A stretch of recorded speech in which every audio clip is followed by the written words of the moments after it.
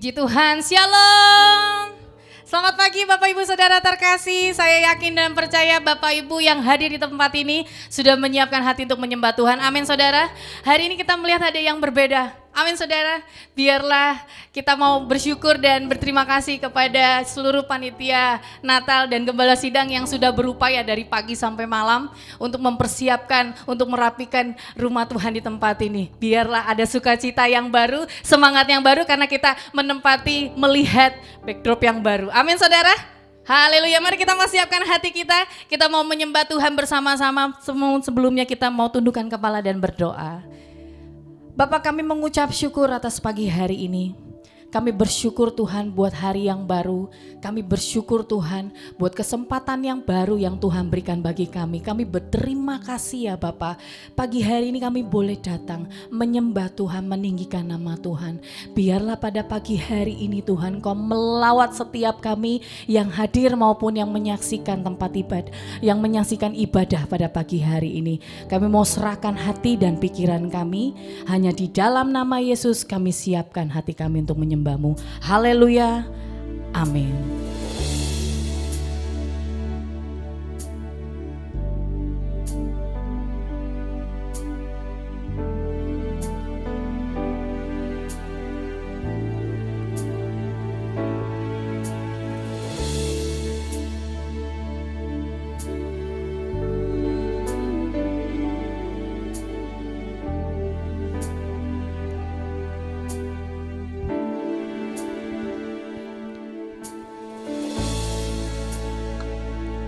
Di hadirat-Mu ku sujud menyembah, ku cari wajah-Mu dan bukan berkat-Mu.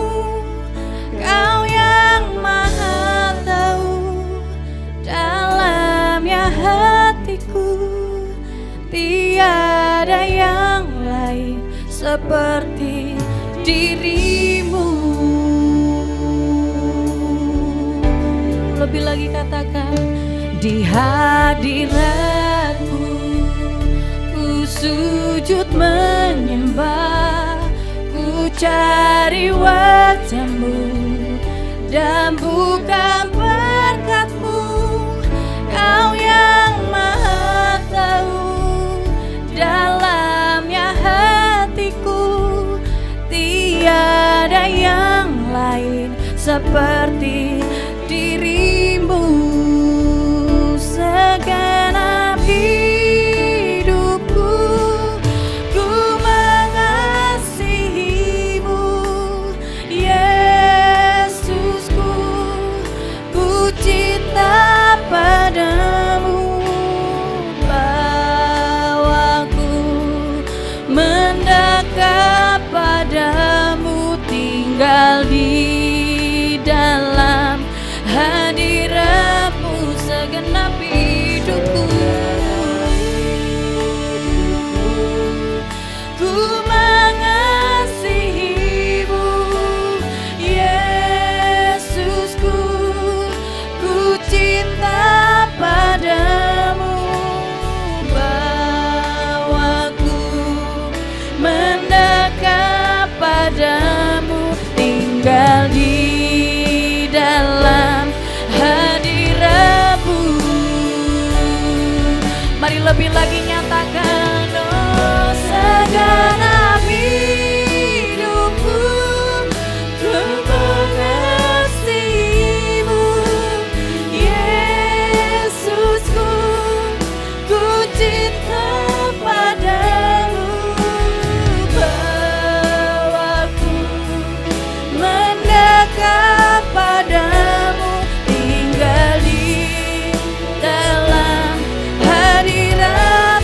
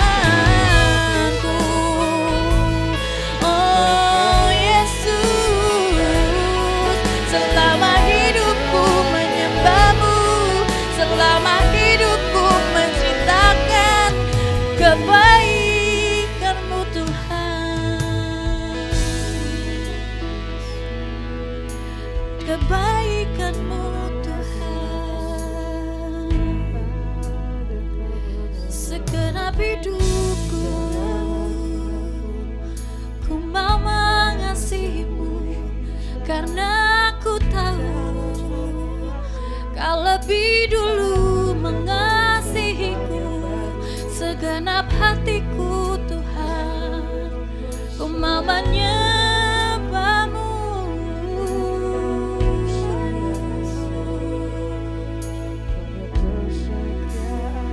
Segenap hidupku, ku mengasihimu, Yesusku, ku cinta padamu. Bawaku mendekat padamu, tinggal di dalam hadiratmu. Lebih lagi katakan, segenap hidupku, ku mengasihimu. Katakan, Yesusku, ku cinta padamu. Bawaku mendekat padamu, tinggal di dalam hadiratmu. Sekali Yesus, selamanya Yesus, harapanku takkan hilang, karena kasih-Nya sekarang ku ada. Oh Yesusku, ku cinta Kau selamanya. Katakan sekali, Yesus, selamanya Yesus, harapanku takkan hilang, karena kasih-Nya sekarang ku ada. Oh Yesusku, ku cinta Kau selamanya. Mari lebih lagi katakan, sekali Yesus, selamanya Yesus, harapanku takkan hilang, karena kasih-Nya sekarang ku ada. Oh Yesusku, ku cinta Kau selamanya. Sekali Yesus, selamanya Yesus, harapanku takkan hilang, karena kasih-Nya sekarang ku ada. Oh Yesusku, ku cinta Kau selamanya, karena kasih-Nya sekarang ku ada. Oh Yesusku, ku cinta Kau selamanya. Sekali lagi katakan, karena kasih-Nya sekarang ku ada. Oh Yesusku, ku cinta Kau selamanya.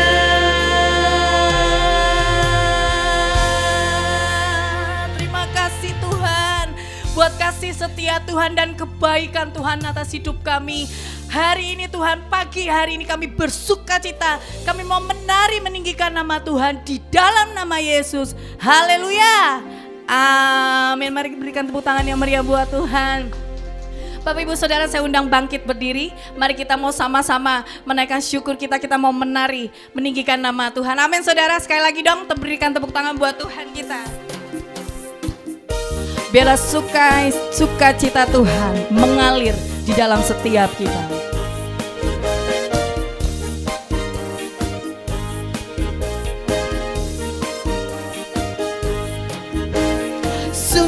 sukacitamu mengalir dalamku. Oh yes, yes, yes, yes. Anggur sukacitamu melimpah dalamku.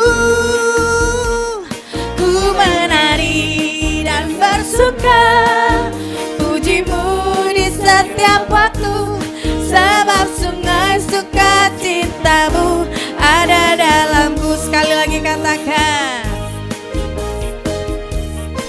sungai sukacitamu, sungai sukacitamu mengalir dalamku.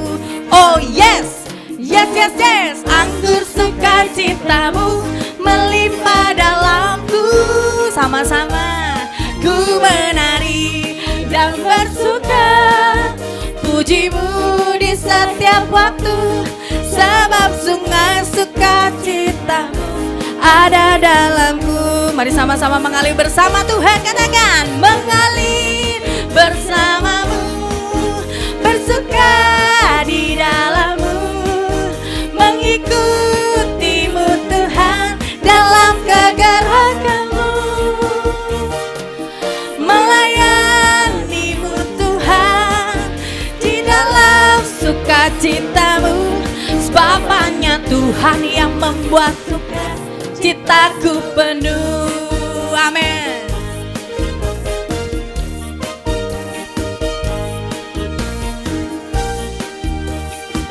Mari sama-sama katakan, sungai sukacitamu mengalir dalamku.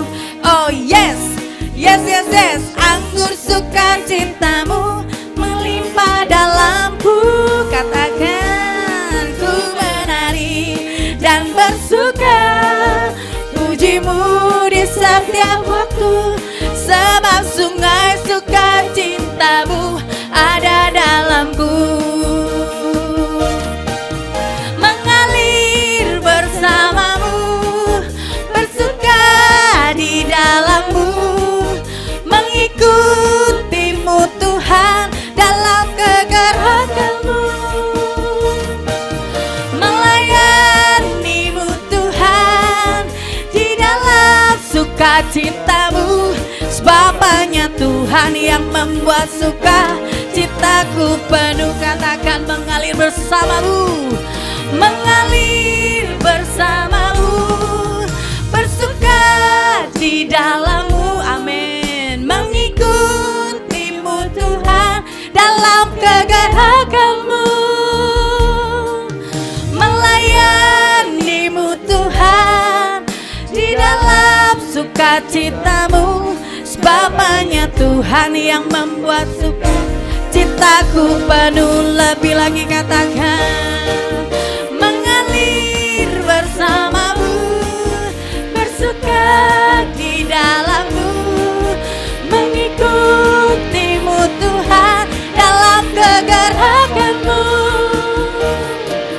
melayanimu Tuhan di dalam sukacitamu, sebab hanya Tuhan yang membuat sukacitaku penuh. Katakan, sebab hanya Tuhan, sebab hanya Tuhan yang membuat sukacitaku penuh. Sekali lagi katakan, sebab hanya Tuhan yang membuat sukacitaku penuh.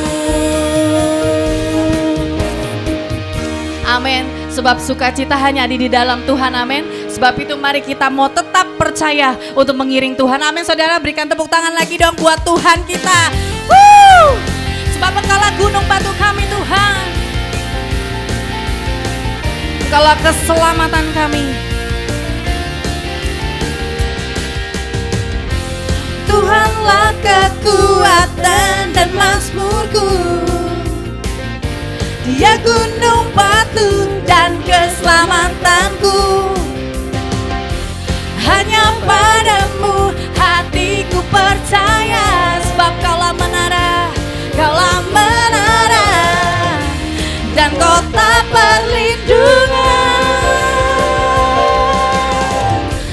Ku mau selalu bersyukur, sebab cintamu padaku takkan pernah berubah.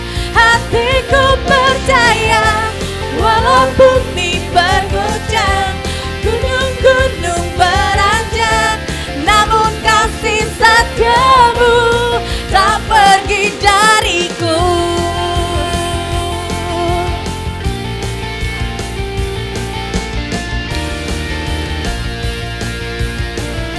Mari lebih lagi katakan,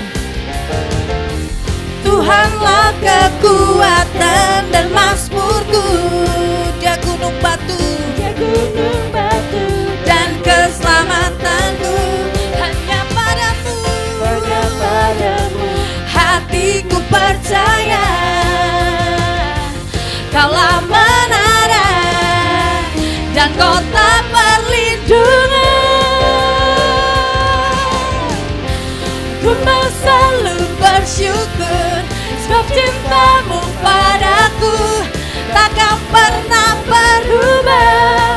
Hatiku percaya, walau bumi bergoncang, gunung-gunung beranjak, namun kasih setiamu tak pergi dariku. Mari setiap kita bertepuk tangan.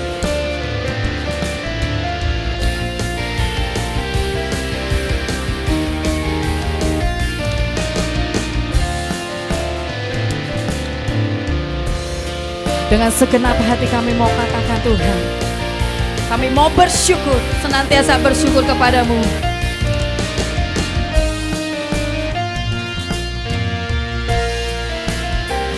Sama-sama katakan, ku mau selalu bersyukur, sebab cintamu padaku takkan pernah berubah. Hatiku percaya, walau bumi bergoncang, gunung-gunung beranjak, namun kasih setiamu tak pergi dariku. Ku mau selalu bersyukur, sebab cintamu padaku takkan pernah berubah. Hatiku percaya, walau bumi bergoncang, gunung-gunung beranjak, namun kasih setiamu tak pergi dariku. Kasih setiamu tak pergi dariku. Kasih setiamu tak pergi dariku. Berikan tepuk tangan yang meriah buat Tuhan kita. Haleluya. Terima kasih Tuhan. Bapak Ibu Saudara, mari kita mau persiapkan persembahan komitmen, persembahan khusus. Dana Natal, aksi sosial. Kita diberikan kesempatan untuk menabur pekerjaan rumah Tuhan. Mari kita mau siapkan dan kita mau berdoa. Bapak, kami berterima kasih atas setiap kebaikan Tuhan, berkat Tuhan yang mengalir melimpah dalam hidup kami. Terima kasih buat pemeliharaanmu. Kami bersyukur Tuhan, pagi hari ini kami diberikan kesempatan untuk menabur pekerjaan rumah Tuhan di tempat ini.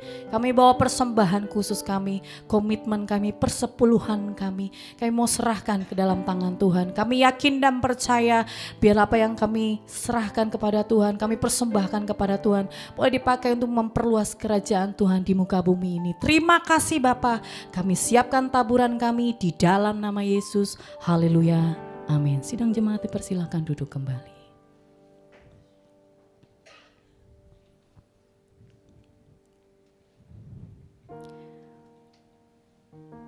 Untuk selama-lamanya Kau tetap Allah dalam hidup kami. Walaupun musim hidup kami berganti, walaupun dunia bergoncang, kami mau tetap menyembah Tuhan. Kami mau nyatakan Kau tetap Allah selama-lamanya.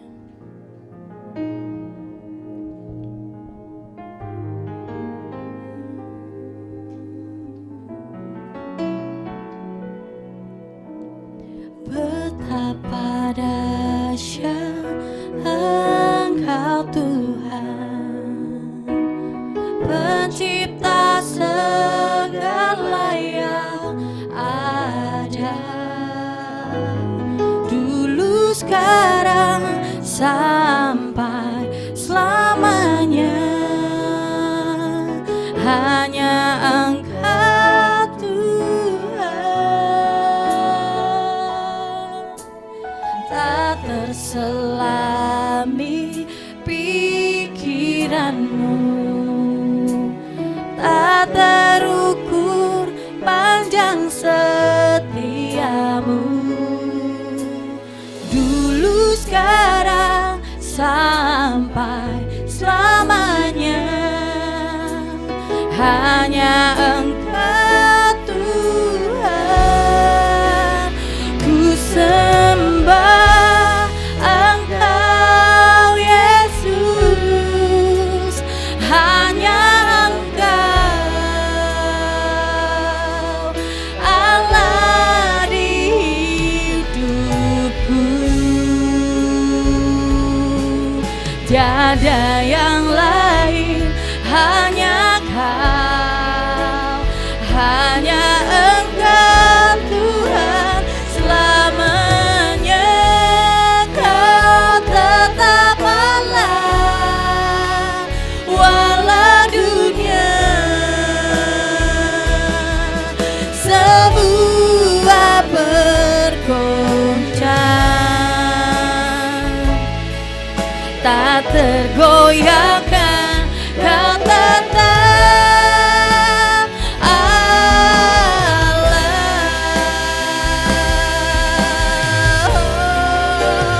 Ku sembah Engkau Yesus. Hanya Engkau Allah di hidupku, tiada yang lain, hanya Kau, hanya Engkau Tuhan selamanya. Kau tetap Allah walau dunia semua bergoncang, tak tergoyahkan. Kau tetap Allah. Ku sembah Engkau Yesus. Saya undang hambanya Pendeta Thomas. Hanya Engkau Allah di hidupku, tiada yang lain, hanya Kau, hanya Engkau Tuhan selamanya. Kau tetap Allah walau dunia semua bergoncang, tak tergoyahkan. Kau tetap Allah.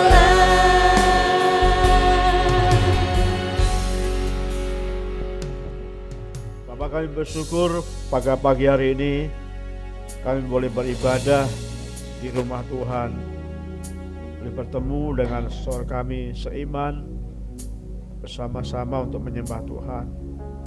Terima kasih Bapa. Kami akan mendengar firman-Mu.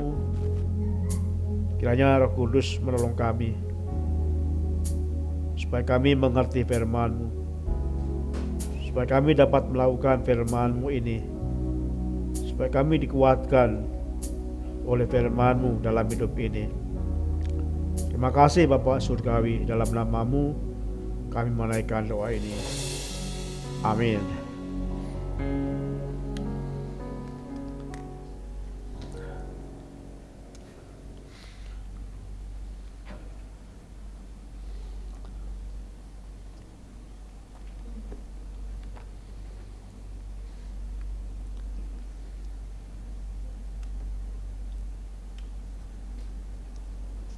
Bapak Ibu, dalam satu minggu akhir-akhir ini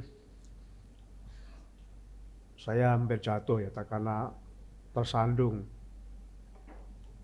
di depan gereja ini beberapa kali, hampir jatuh karena ada gundukan,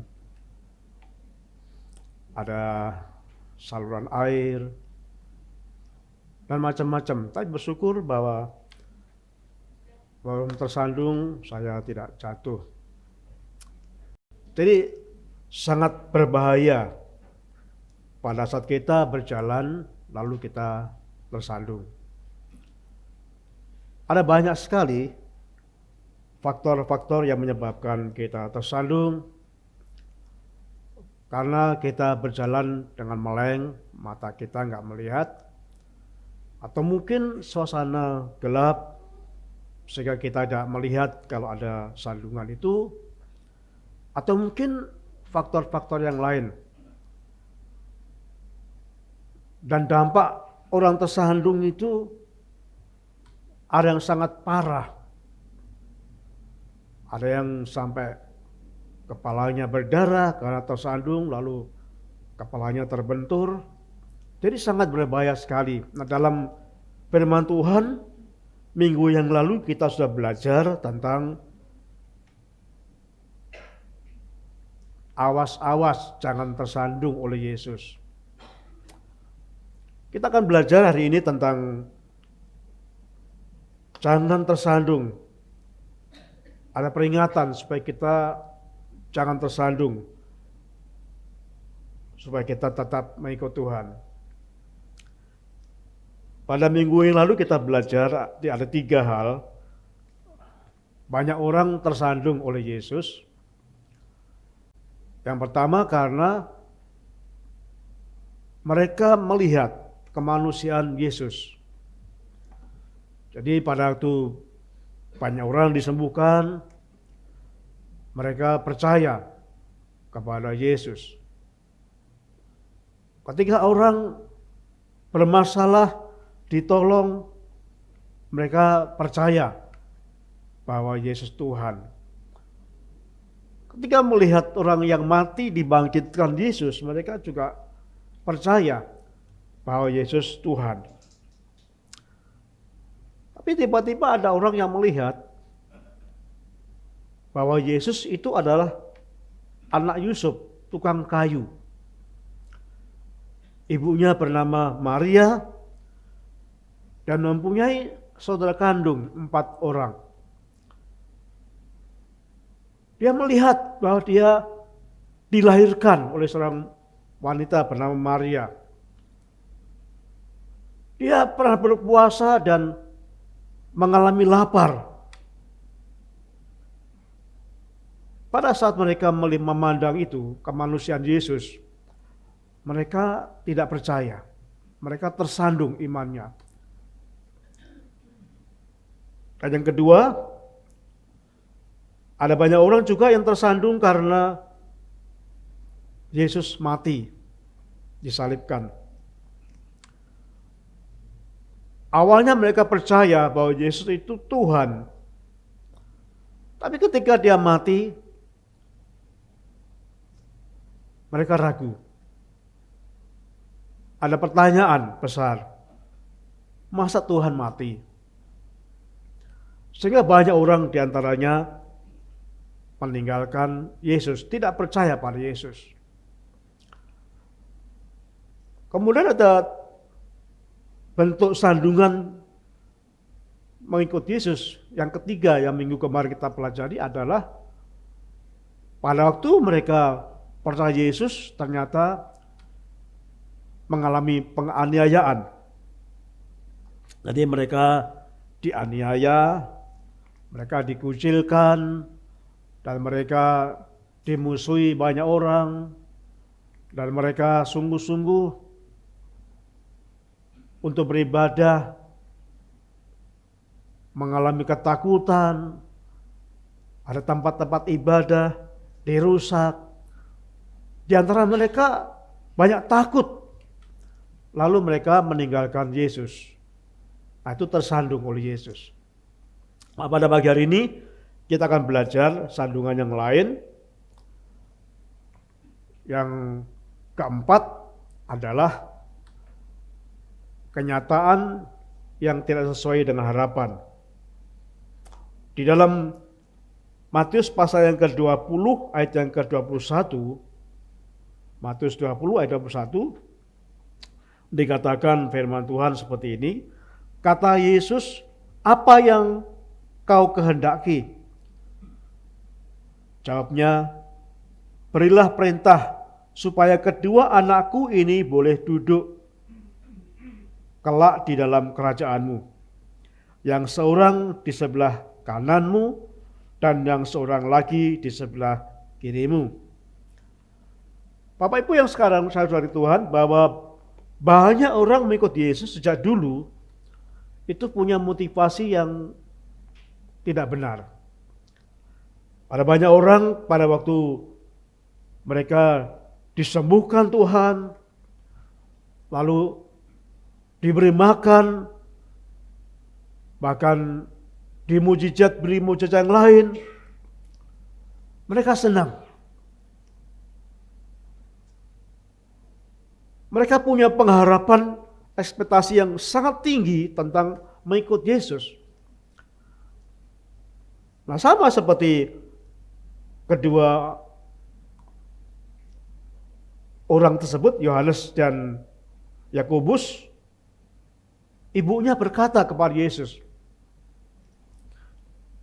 Yesus, kalau kelak engkau menduduki kerajaan itu, izinkanlah kedua anakku duduk di sebelahmu. Yang satu sebelah kirimu dan yang satu di sebelah kananmu. Itu artinya ada keinginan pada waktu Yesus nanti duduk dalam kerajaannya, mereka menginginkan jabatan yang tinggi. Itu ada motivasi yang salah. Sehingga waktu itu ke-10 murid yang lain bertengkar. Kenapa? Karena mereka pun juga pengen sungguhnya mendapatkan jabatan, mendapatkan fasilitas, mendapatkan sesuatu yang sangat diharapkan. Nah, zaman sekarang pun Bapak Ibu yang kasih Tuhan, banyak orang ketika mengikut Yesus juga mempunyai motivasi yang kurang benar. Ada orang yang mengikut Yesus karena sakit, kemudian didoakan dan sembuh. Saya pernah membawa jemaat saya waktu itu, bukan di sini tapi di pelayan yang sebelumnya. Saya bawa ke Semarang karena waktu itu ada kesembuhan ilahi. Dan ada salah satu bapak yang stroke, yang orang masyarakat kenal bahwa bapak ini setiap hari hanya tiduran saja di kamar, di tempat tidur, gak bisa jalan. Sampai Pak Lurah nganter ke Semarang. Dan dari banyak orang-orang yang dibawa ke Semarang ikut KKR kesembuhan ilahi itu, dia sembuh. Emang banyak yang gak sembuh, tapi dia sembuh. Pagi-pagi dia berjalan, itu gempar. Banyak orang berkata, di sana kalau di desa itu mereka sering memanggil Pak D gitu ya. Pak D, mau kemana? Loh, kok bisa jalan sekarang? Ya, disembuhkan di gereja. Gitu. Dia berkata, disembuhkan di gereja. Lalu minggu berikutnya Pak Lurah menghimpun orang-orang sakit di desa itu dibawa ke gereja. Ada yang bawa pispot, ada yang bawa macam-macam, saya sampai mual perut saya. Dan memang ada yang sembuh, tapi juga banyak yang nggak sembuh. Yang nggak sembuh langsung nggak percaya. Yang sembuh nggak percaya juga. Walaupun awalnya dia percaya, tapi lama-lama karena biasa ya nggak percaya. Jadi motivasinya disembuhkan. Saya punya seorang kenal pengusaha, dia bangkrut usahanya. Lalu sampai dia pinjam ke bank dan asetnya digadaikan menjadi anggunan bank itu. Dia percaya Yesus. Tapi lama-lama usahanya gak berkembang lagi. Dan dia lari lagi. Karena motivasinya supaya usahanya itu diberkati Tuhan dan maju. Ada seorang pasangan suami istri, sudah beberapa tahun menikah, tidak dikaruniai anak, dan minta didoakan. Dan ketika belum punya anak, dia nggak percaya. Karena motivasinya supaya diberi anak. Ada pasangan yang juga belum punya pasangan, beberapa laki perempuan belum punya pasangan. Dia ikut acara-acara kesembuhan KKR itu dan dia pengen sekali doakan dan memiliki pasangan hidup. Dan ketika tidak mempunyai pasangan sampai beberapa tahun, dia nggak percaya. Ada banyak sekali, sampai sekarang pun ada banyak orang Kristen yang motivasi mengikut Yesus itu bermacam-macam. Dan pada saat apa yang diharapkan itu tidak menjadi kenyataan, lah mereka kecewa. Mereka meninggalkan Yesus. Mereka tidak percaya Yesus karena motivasinya yang salah. Nah, saudaraku yang kasih Tuhan, saya mengharapkan ada pengalaman yang dialami oleh murid-muridnya. Salah satunya bukti bahwa murid-muridnya juga mengalami hal yang sama, tersandung. Pada waktu masih bersama Yesus, kedua murid itu sangat semangat.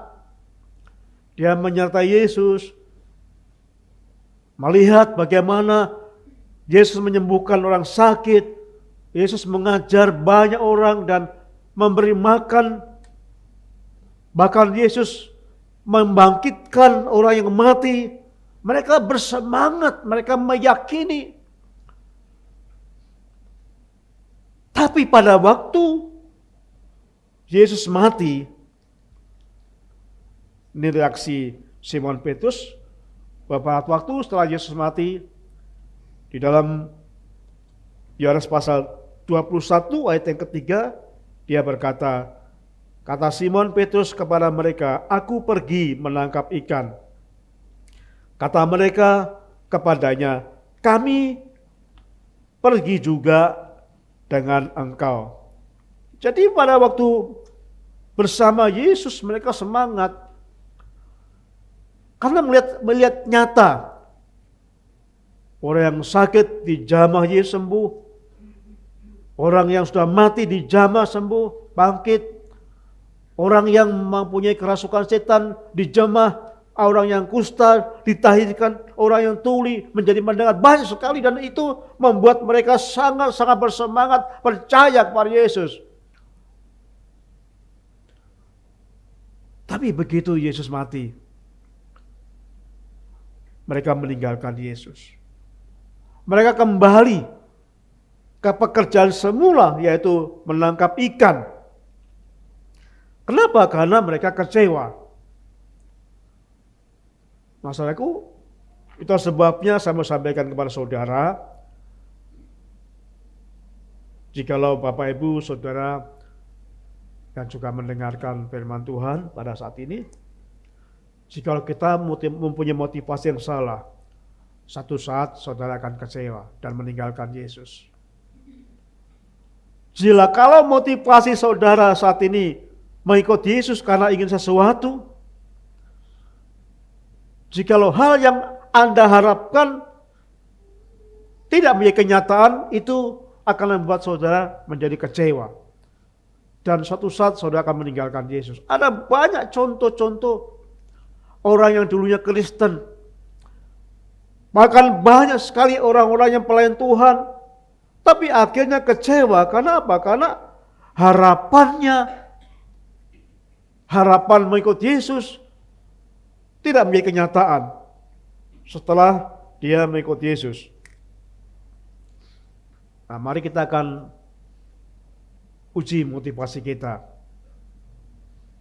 Apakah Bapak Ibu benar-benar mempunyai motivasi yang kuat murni bahwa kita ikut Yesus karena bukan masalah-masalah ingin sembuh, ingin naik jabatan, ingin mendapat pekerjaan, ingin mendapat jodoh, ingin mendapat prestasi, pekerjaan, ingin ini itu. Jika Bapak Ibu walaupun tidak mendapatkan apa yang Anda harapkan dan tetap setia, ya berarti motivasi saudara benar. Tapi kalau saudara mulai kecewa, mari kita perbaiki motivasi kita. Kenapa saudaraku? Karena banyak sekali orang-orang hamba Tuhan, terutama dalam momen KKR, mereka mengajarkan yang kurang benar. Mereka berkata, datanglah kepada Yesus, saudara akan sembuh, segala penyakit akan hilang, saudara akan diberkati, saudara akan ini. Nah itu kadang-kadang kesalahan hamba Tuhan juga. Padahal Alkitab tidak mengatakan seperti itu. Minggu depan saya akan menyampaikan firman Tuhan tentang doa yang dijawab Tuhan. Doa dijawab Tuhan. Ini juga banyak orang Kristen yang kecewa. Dia mengatakan doa saya tidak jawab. Apakah Tuhan benar-benar ada? Kok saya sudah berdoa lama tidak jawab?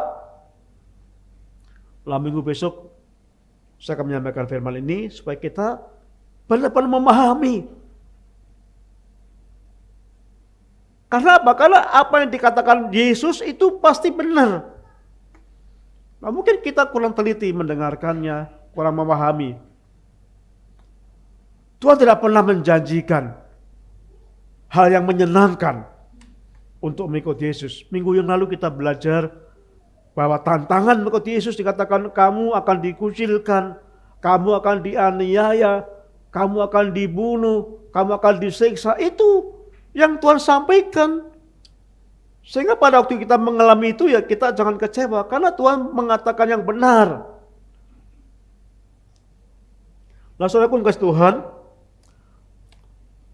Lalu yang kelima tentang batu sandungan itu terjadi karena kesaksian dari orang-orang Kristen yang lain. Hati-hati bahwa di dalam firman Tuhan ada dikatakan dalam nyanyian pujian juga dikatakan bahwa hidup kita itu kitab terbuka. Akan dibaca sesamanya. Kita menjadi orang Kristen kadang-kadang menjadi batu sandungan kepada orang lain. Hati-hati. Nah kita akan belajar pada saat ini dalam sandungan yang kelima itu dalam 1 Korintus pasal yang ke-8 ayat yang ke-9 dan 13 dikatakan demikian. Tetapi jagalah supaya kebebasanmu ini jangan menjadi batu sandungan bagi mereka yang lemah. Karena itu apabila makanan menjadi batu sandungan bagi saudaraku, aku tidak selama-lamanya tidak akan mau makan daging lagi. Supaya aku jangan menjadi batu sandungan bagi saudaraku. Rasul Paulus berkata, supaya kebebasanmu di sini berbicara lebih fokus tentang kebebasan untuk makan. Orang Kristen bebas apa saja boleh dimakan. Beda dengan beberapa dari agama lain, gak boleh makan ini, gak boleh makan ini. Tapi orang Kristen bebas. Apapun boleh dimakan. Karena waktu Petrus melihat penglihatan itu dikatakan bahwa bukan yang keluar dari mulutmu yang menajiskan, tapi yang keluar dari hati kita. Jadi makanan itu semua boleh dimakan. Tapi Paulus mengingatkan supaya kebebasanmu ini jangan menjadi batu sandungan. Dalam konteks ini Paulus berbicara tentang makanan yang sudah dipersembahkan kepada berhala. Dalam konteks waktu itu saudaraku yang kasih tahu, ada banyak sekali orang-orang yang menyembah ilah-ilah yang lain. Ya sama dengan budaya kita, saya nggak tahu budaya lain, tapi budaya di Jawa tuh ada banyak itu. Bawa sesaji, dibawa ke mana? Ke sungai, ke pohon yang besar, dibawa ke yang dianggap Tuhan, yang dianggap kuasa tinggi. Nah, mereka membawa sesaji itu. Nah, kita nggak apa-apa memakan itu. Kenapa? Karena semua boleh dimakan, tidak ada larangan. Tetapi hati-hati. Ada banyak orang yang tidak bisa, yang tidak boleh memakan makanan yang dipersembahkan oleh dewa-dewa atau berhala itu. Jadi apa? Kita memang boleh makan apa saja, tapi jangan sampai ya kita seolah-olah menunjukkan bahwa kita yang paling benar. Sehingga kita melakukan di depan orang yang kurang suka, gak setuju dengan makan makanan yang dipersembahkan oleh berhala itu. Bahkan ada kelompok orang Kristen itu gak boleh makan makanan hasil kenduri. Kenduri itu acara salah selamatan ya di itu. Nah, biasanya keselamatan itu kan acara orang mati, ada kenduren ya. Nah itu bawa makanan, lalu masing-masing membawa pulang makan itu. Ada orang Kristen, oh nggak boleh makan itu. Nah Paulus, nggak apa-apa. Tapi kalau ada orang seperti itu ya kita jangan makan di depan mereka. Itu menjadi batu sandungan.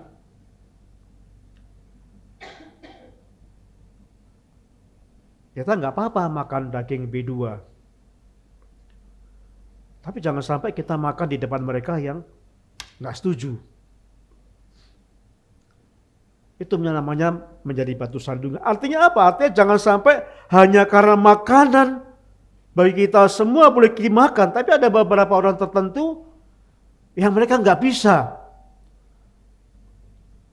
Nah, saudaraku yang kasih Tuhan, jadi ini contoh-contoh orang yang tersandung dengan sikap orang Kristen yang lain.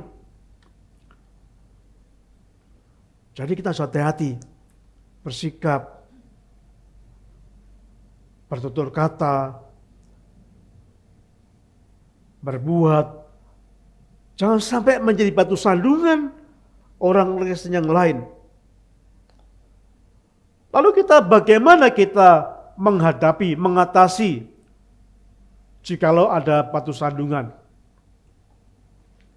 Jadi kalau kita tahu itu ada batu ya kita atasi ya bisa kita lompat ini atau bisa batunya disingkirkan gitu.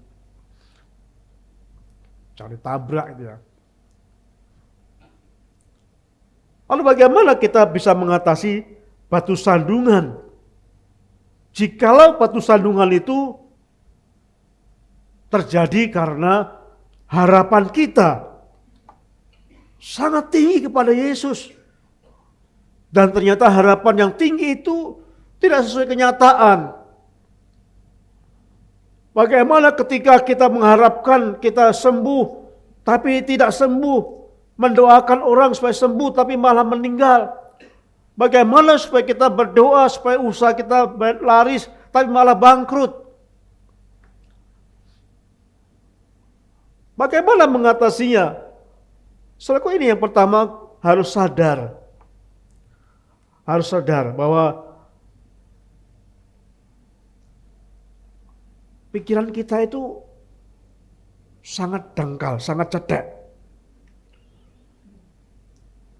Pengetahuan kita pun, jalan-jalan pikiran kita pun juga sangat berbeda. Dikatakan dalam Yesaya pasal yang ke-55 ayat 8 dan 9 dikatakan, sebab rancanganku bukanlah rancanganmu dan jalanmu bukanlah jalanku. Kita merasa cara kita lah yang benar. Lalu kita datang kepada Tuhan, Tuhan, saya mau punya ini, Tuhan berkati. Dan ketika tidak mendapatkan apa yang kita kerjakan, kita kecewa, kita menyalahkan Tuhan. Kok Tuhan gak memberkati? Kita berdoa sembuhkan Tuhan. Tapi ternyata gak sembuh-sembuh. Jadi karena kita itu dangkal. Rancangan kita itu hanya rancangan sesaat. Bapak Ibu, kalau kita punya rencana itu gak bisa punya rencana awal sampai terakhir saya mati. Enggak ya, pasti rencana ya gak mungkin orang yang masih SMP atau SD itu punya rencana, nanti saya akan menikah tahun ini, enggak mungkin. Ya mungkin rencana seorang anak SD itu ya rencana bagaimana nanti setelah lulus SD ini, rencananya apa, itu. Jadi langkah demi langkah itu. Lalu setelah lulus SMA, saya mau apa? Enggak mampu merencanakan sepanjang itu, sepanjang hidupnya. Jadi langkah demi langkah, karena terbatasnya pikiran kita, terbatasnya pengetahuan kita. Lah beda dengan Tuhan. Tuhan itu menetapkan kita, bahkan dikatakan sebelum kita lahir Tuhan sudah tahu apa yang akan terjadi pada kita. Bukan berarti Tuhan menjadikan kita robot, enggak. Tapi Tuhan sudah tahu nanti kita akan melakukan ini, kita akan milih ini, kita akan seperti ini. Tuhan tahu. Bahkan sejak dalam kandungan, Tuhan sudah tahu rencana kita. Rencana yang awal, Tuhan sudah tahu. Mungkin nanti Tuhan tahu bahwa tahun 2011 yang lalu saya mengalami stroke, Tuhan sudah tahu itu. Tuhan sudah tahu itu. Karena tak terbatas pengetahuan Tuhan. Tuhan tahu dari awal sampai akhir. Bahkan dikatakan Tuhan tahu jumlah rambut kita. Sampai rambut aja diperhatikan Tuhan. Karena Tuhan begitu mengasihi kita. Bapak Ibu, kalau mungkin kita bertanya, ngapain Tuhan ngurusin hal yang kecil? Nah, Tuhan berpikir perkara-perkara yang besar itu akan dipengaruhi oleh serentetan peristiwa-peristiwa kecil yang sudah terjadi. Nah, sehingga Tuhan perlu ikut campur dalam rencana kecil yang mungkin saudara anggap kecil, tapi Tuhan merasa itu merupakan rangkaian itu. Bapak Ibu, saya waktu itu waktu anak kami mau menikah, punya tanggal Desember apa ini dia. Lalu akhirnya memutuskan bulan Februari. Tidak jadi bulan Desember.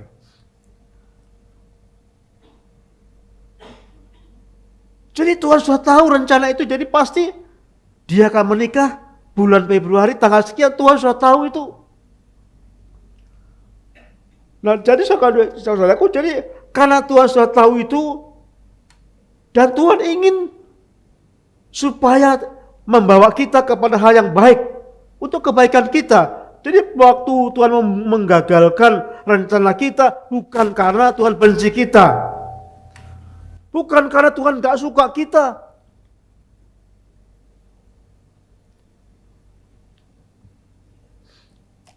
Ada seorang yang bernama Christopher Ram. Dia seorang yang suka dengan pahatan batu-batu, jadi suka mahat batu. Lalu dia suatu saat memahat batu di puncak katedral, gedung yang tinggi. Nah setelah dia memahat batu, hasilnya luar biasa itu, lalu Christopher Pram mengamati batu hasil pahatan itu. Dengan cara bagaimana? Hasil pahatan batu itu ini lalu matanya ditempelkan di pahatan itu. Lalu dia mundur, terus mundur sambil mengamati. Matanya tetap pada pahatan batu itu, tetap fokus itu, dan dia tetap terus mundur. Nah mundur lalu mengamati, tetap mundur lagi, tapi mata tetap fokus pada pahatan itu.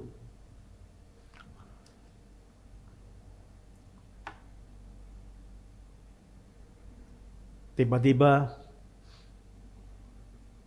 orang berteriak, "Awas, Christopher, hati-hati, berhenti, jangan mundur lagi." Tapi tetap aja mundur terus. Nggak percaya, nggak mau diperingatkan orang. Dia maunya fokus pada pahatan batu itu. Terus melihat, terus. Orang tanya, "Christopher, hati-hati, jangan mundur, berhenti." Tapi tetap mundur. Lalu tiba-tiba ada seorang muridnya Christopher membawa gadam palu besar itu, lalu dihancurkan kan, hancur. Christopher sangat marah kepada muridnya. Dia memaki-maki, bahkan akan membunuh karena hasil itu luar biasa indahnya. Ngapain kamu hancurkan? Lalu muridnya Christopher berkata, "Bos, lihat. Selangkah lagi bos mundur, jatuh dari ketinggian gedung ini dan bos bisa mati." Ketika orang peringatkan hati-hati, bos nggak mau, tetap fokus pada batu yang bos ukir itu. 2 kali orang teriak ingatkan, tetap aja bos mundur, tetap aja fokus itu. Satu saja jalan, saya hancurkan batu ukiran itu sehingga bos nggak lagi fokus itu. Saudaraku, kadang-kadang kita marah dengan Tuhan, kenapa? Kita merasa rencana kita yang benar. Kenapa Tuhan nggak jawab? Tuhan, ini gadis pilihan saya. Kenapa Tuhan gak berikan? Tuhan, saya percaya ini pekerjaan saya yang paling baik buat saya. Tapi kenapa Tuhan gak berikan? Ada macam-macam, kita merasa kita paling tahu. Kita merasa kita sok jago, kita paling hebat. Kita mengerti segalanya. Sehingga kita gak mau melepaskan keinginan itu karena kita merasa kita paling tahu dan paling benar. Satu-satunya cara menghancurkan pikiran kita supaya nggak fokus pada itu lagi. Itu bukan berarti Tuhan tidak sayang pada kita, bukan berarti Tuhan benci pada kita. Waktu Tuhan menggagalkan itu bukan berarti kita nggak suka, Tuhan nggak cinta kita, tapi justru Tuhan mengasihi kita. Karena Tuhan sudah menyiapkan hal yang lebih bagus, hal yang lebih baik.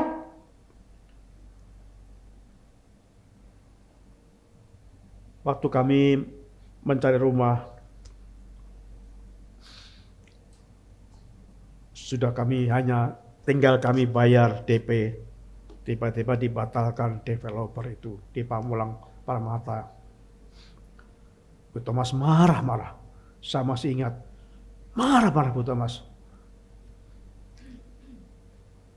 Memang dia benar. Kenapa kok diberikan orang lain? Marah. Dan sekarang kami bisa melihat, iya ya. Seandainya dulu kami di sini. Soalnya kadang-kadang waktu Tuhan mencegah itu memberikan jalan yang lain, kadang-kadang kita marah, kita kecewa, kita memusuhi Tuhan. Itu bukan berarti Tuhan gak suka, bukan berarti Tuhan benci saudara, enggak, tapi justru Tuhan sayang saudara. Sehingga saudara diarahkan pandangan ke yang lain. Sesuai dengan inginan Tuhan, Tuhan tahu yang terbaik bagi saudara. Itu sebabnya, mari kita jangan kecewa ketika seandainya kita gagal.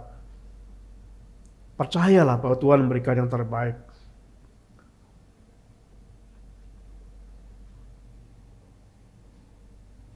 Nah, saudaraku yang kasih Tuhan,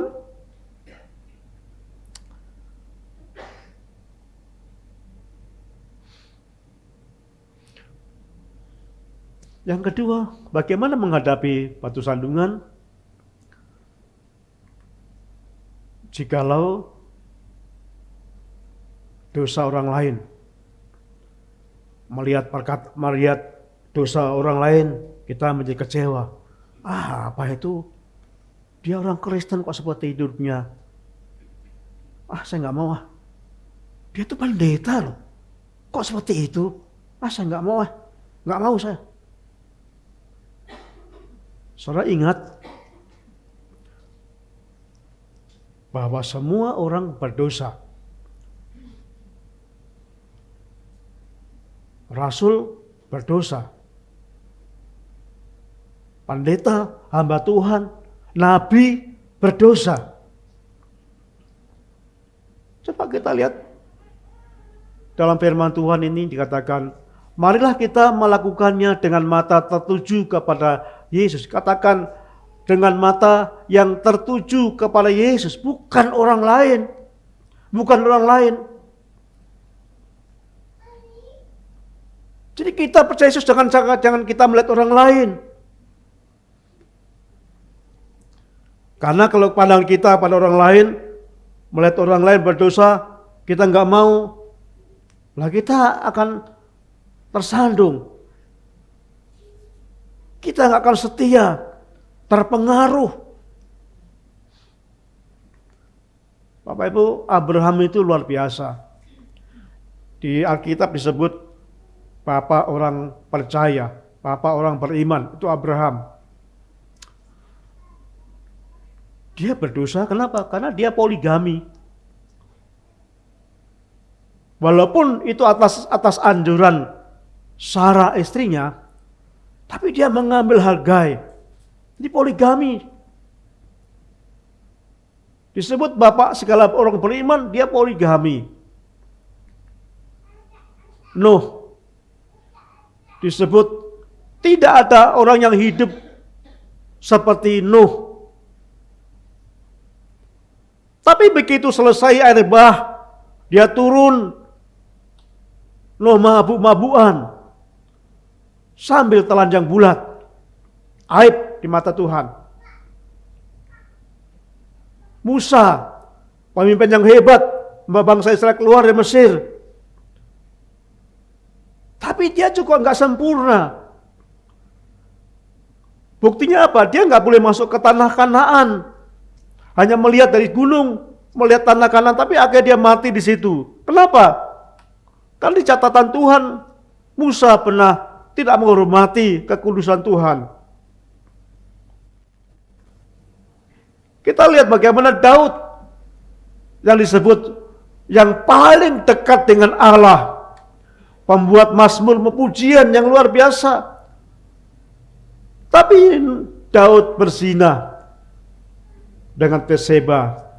Daud membunuh suami Batseba yang bernama Uria. Bagaimana Elia? Hebat ketika Elia berdoa, adu korban siapa yang akan diterima Tuhan. Dan Elia sanggup menurunkan hujan, langsung hujan. Hebat Elia. Tapi dia pengecut. Dia lari panggilan Tuhan karena dikejar-kejar oleh Isabel. Samson yang diberi kekuatan luar biasa secara fisik dengan rambut yang panjang, kekuatan di situ, tapi takluk dengan bujuk rayu seorang perempuan. Saudara yang kasih Tuhan, tidak ada orang yang sempurna. Jika saudara berpada bangkulah saya pun banyak berdosa.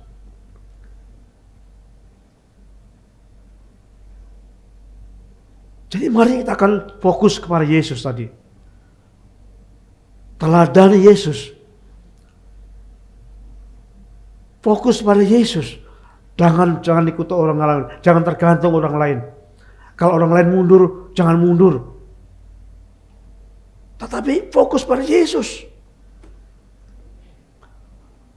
Jadi saudaraku yang kasih Tuhan, dalam firman Tuhan ini yang perlu kita simpulkan pada hari ini adalah dalam mengikut Yesus itu selalu ada batu sandungan. Sama seperti kita jalan sekarang pun. Selalu ada batu sandungan di jalan.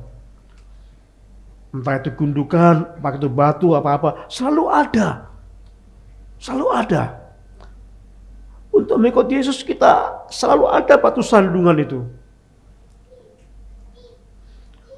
Mungkin berupa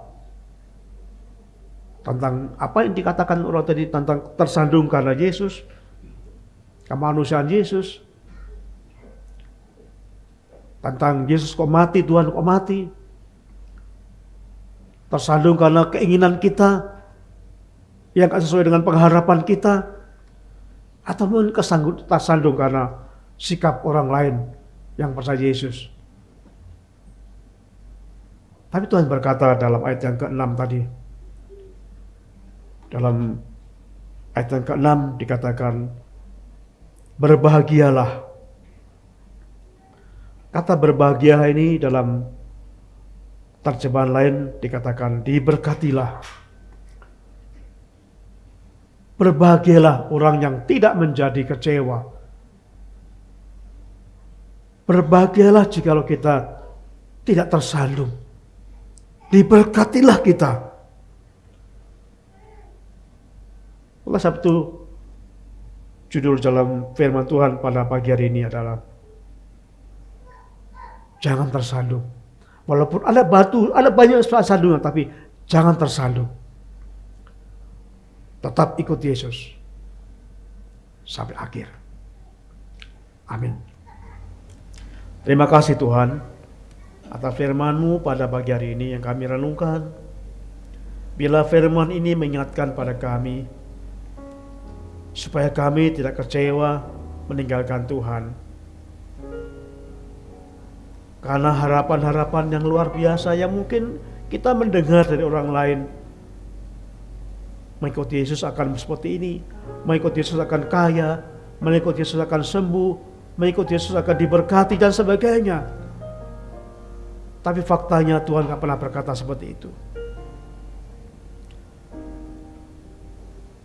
Mari kita renungkan firman Tuhan. Milikilah motivasi yang benar mengikuti Yesus. Iman kita akan membawa keselamatan kita ke surga, akan mendapat pengampunan dosa, bukan kekayaan, bukan kesembuhan fisik. Walaupun Tuhan mampu memberikan kesembuhan fisik, tapi yang utama bukan itu yang Tuhan janjikan, tapi perkara-perkara rohani yang jauh lebih penting dari perkara-perkara jasmani. Karena perkara jasmani itu akan sementara, hanya kita nikmati saat kita hidup di dunia, tapi perkara rohani akan kita bawa kekekalan sampai surga. Renungkan firman ini. Jikalau mungkin saudara kecewa, tersandung, renungkan.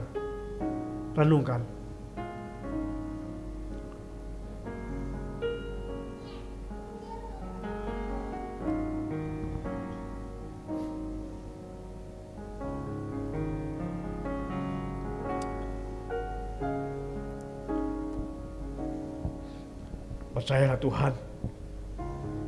Mungkin saudara punya rencana. Menurut saudara ini pasti baik. Tapi tiba-tiba bukan itu. Ingatlah Christopher. yang dia selalu memandang fokus pada batu pahatan, hasilnya diamati sambil mundur terus. Sampai nggak tahu kalau di belakang satu langkah lagi jurang. Dan kalau dia berjalan terus, dia akan mati, jatuh dari lantai atas itu. Satu cara dihancurkan angan-angannya itu. Satu cara untuk Tuhan mengasihi kita. Digagalkan rencana yang mungkin saudara anggap baik, supaya saudara mengikuti jalan Tuhan, mengikuti rencana Tuhan, dan itu pasti jauh lebih baik bagi saudara. Kita nggak melihat, bahkan kita nggak mengerti rencana Tuhan. Tapi mari kita percaya sepenuhnya pada Tuhan.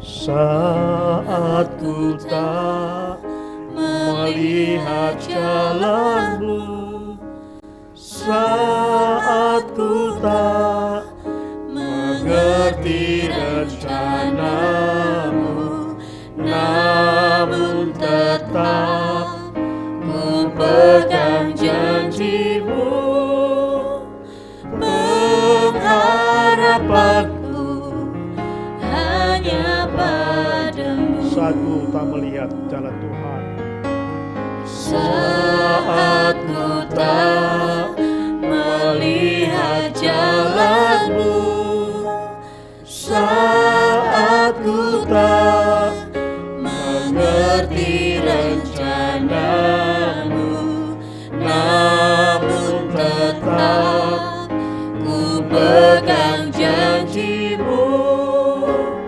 pengharapanku hanya padamu. Hatiku percaya,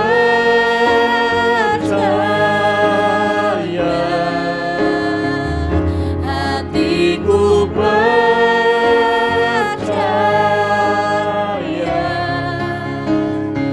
hatiku percaya, selalu ku percaya.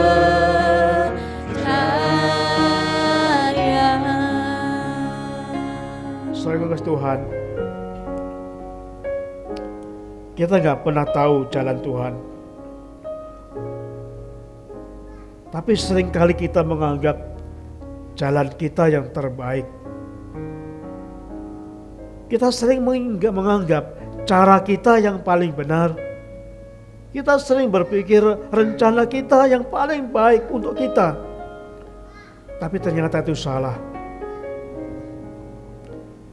Untuk menggagalkan jalan saudara, untuk menggagalkan rencana saudara, Tuhan menghancurkan pikiran saudara supaya gak fokus pada itu.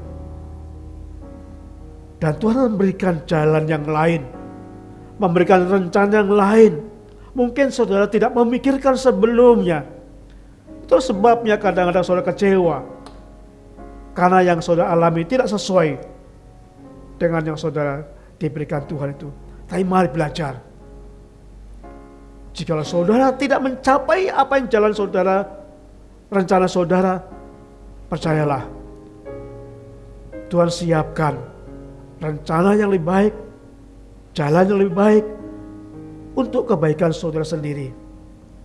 Karena saudara tahu bahwa Tuhan sangat mengasihi kita, sangat mengasihi kita.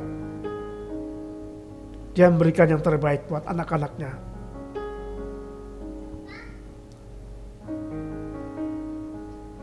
Kita nyanyikan pujian kembali. Katakan dengan sungguh-sungguh iman saudara, walaupun gak tahu jalan Tuhan, tapi percayalah, kalau itu jalan Tuhan, yakin itu yang terbaik. Walaupun tidak sesuai dengan jalan saudara.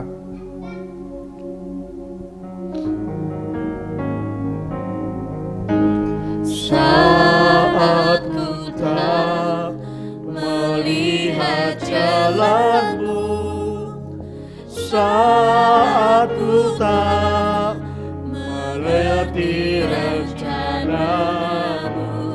namun tetap ku pegang janjimu.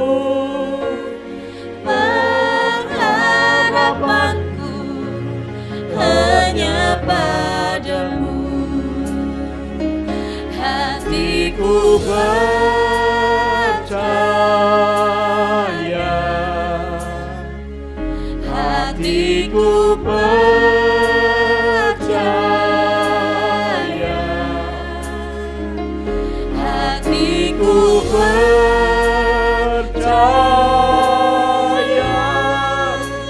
selalu ku percaya, hatiku percaya.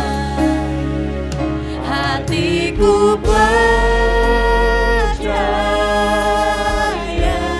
Hatiku percaya, hatiku percayalah Tuhan, yang terbaik, jalannya yang terbaik, rencana yang terbaik. Ubahlah, jangan kecewa, tapi percaya apa yang Tuhan berikan.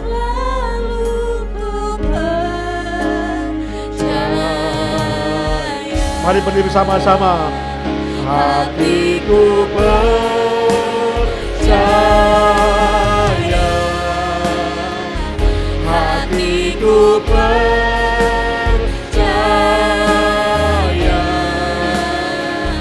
hatiku percaya, selalu ku percaya. Hatiku percaya, hatiku percaya, hatiku percaya,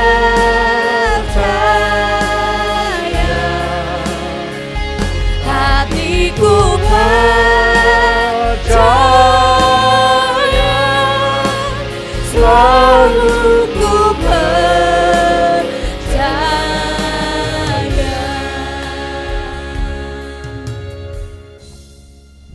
Bapak, kami berdoa untuk saudara kami yang ada di Jawa Timur, khususnya di Lumajang.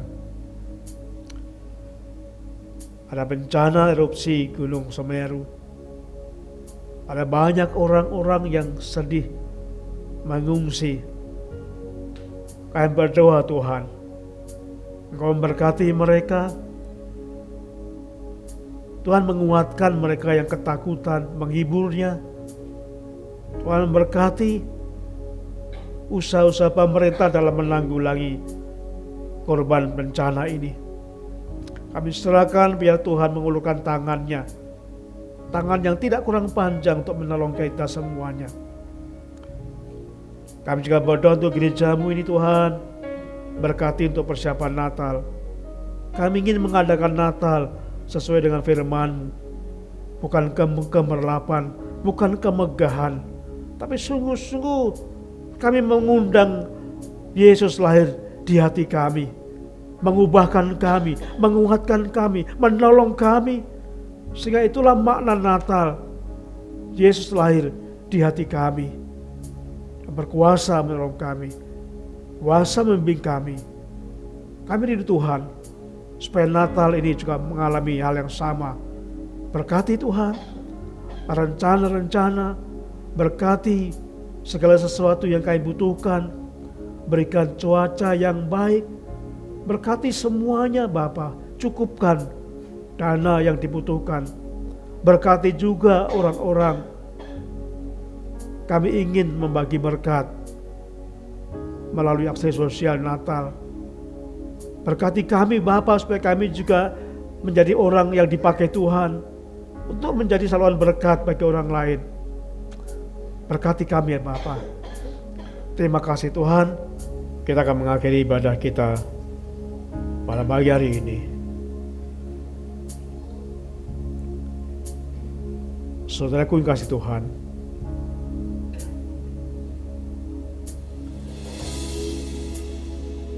kita akan pulang ke rumah masing-masing. Kiranya Allah sumber segala pengharapan yang telah memanggil kamu dalam Kristus kepada kemuliaannya yang kekal akan melengkapi, meneguhkan, menguatkan, dan mengokohkan kamu. Ialah yang mempunyai kuasa sampai selama-lamanya. Amin. Ku nyanyi Hosana bagi Rajaku yang duduk di tahta. Aku muliakan dan ku agungkan, Kau layak disembah.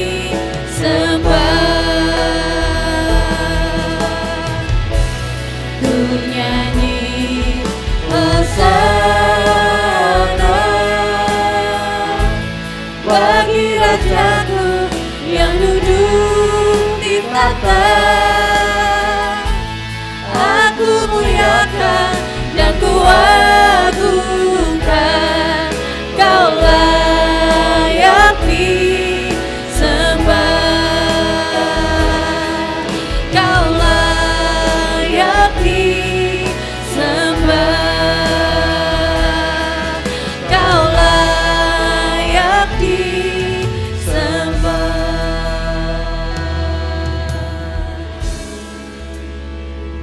Sidang jemaat dipersilakan duduk kembali dan mengambil saat teduh sejenak.